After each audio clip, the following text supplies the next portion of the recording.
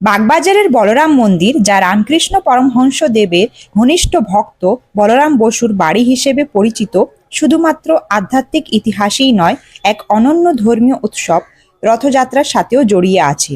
এই রথযাত্রার উৎসব এখানে বহু দশক ধরে অত্যন্ত শ্রদ্ধা ও আড়ম্বরের সঙ্গে পালিত হয়ে আসছে।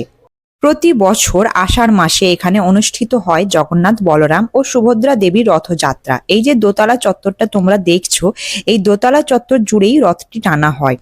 যখন রামকৃষ্ণ পরমহংস দেব প্রতি বছর এখানে আসতেন রথযাত্রার সময়, তখন উনি নিজে হাতে এই রথটি টানতেন। আর এই রথযাত্রা পালনের রীতি শুরু হয়েছিল রামকৃষ্ণ পরমহংস দেবের তিরোধানের কিছু বছর পর, যখন মন্দিরটি রামকৃষ্ণ মঠের অন্তর্ভুক্ত হয়। রথযাত্রার এই উৎসবটি চালু করা হয় ভক্তদের মধ্যে ভক্তি, ঐক্য ও আনন্দ ভাগ করে নেওয়ার উদ্দেশ্যে।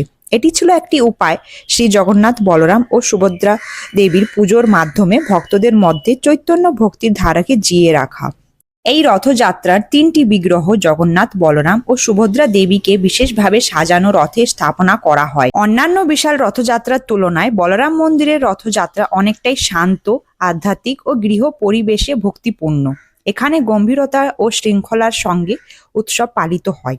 রথযাত্রার দিন সকালে বিশেষ পুজো ও অর্ঘ্য প্রদান করা হয় এবং সন্ধ্যায় হয় ভক্তিমূলক গানের আসর। আর মন্দির প্রাঙ্গণ জুড়ে মেলা বসে। সঙ্গে প্রসাদ, জল, চা, শরবত ও বিতরণ হয়। তোমরা চাইলে এখান থেকে ঠাকুরের ছবি, বই, ঘি, মধু, ধূপবাতি এসবও কিনতে পারো। আজও এই রথযাত্রা হাজার হাজার ভক্তের উপস্থিতিতে পালিত হয়। মন্দির কর্তৃপক্ষ, ভক্তবৃন্দ ও আশ্রমের সন্ন্যাসীরা মিলে রথযাত্রা আয়োজনে অংশ নেন। অনেকেই এই দিন বলরাম মন্দিরে এসে ঠাকুর রামকৃষ্ণ, মা শারদা ও স্বামী বিবেকানন্দের স্মৃতিকে শ্রদ্ধা জানান।